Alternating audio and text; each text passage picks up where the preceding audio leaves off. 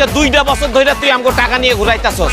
এই মুহূর্তে যদি তুই আমাকে টাকা না দেস, তোরে বউরে আমরা দুইজনে তুইলা নিয়ে যাবো। এই 7 দিনের মধ্যে যদি তুমি আমার শাড়ি গয়না না কিনা দিছো, তাহলে ওই পাওনাদাররা আমার আয়া কিনিয়া যাবো, আমিও ওগুলোকে যাবো। আল্লাহ, তুমি আমার হঠাৎ বড় লোক বানাই দাও আল্লাহ। এই হঠাৎ বড় লোক,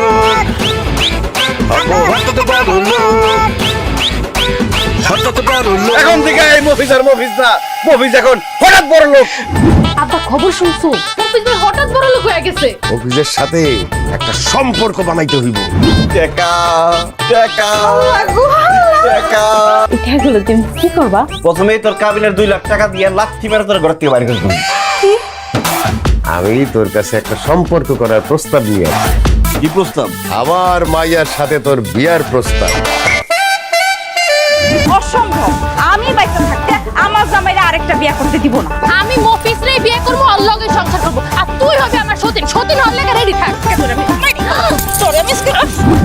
আরে জামাই, দূরে দূরে আসো কেন? কাছে আসো, কোলাকুলি করি, আসো আসো।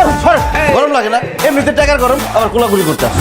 সামনের বছর ইউনিয়ন পরিষদের নির্বাচন, সেই নির্বাচনে তোমার আমরা চেয়ারম্যান পদে নির্বাচন করাবো, আর তুমি হইবে আমাগো গ্রামের ভবিষ্যৎ চেয়ারম্যান। মফিজ তো একটা ফকিন্নির পুত। তার আগে গ্রাম সারা কর্ম দেখা নিস।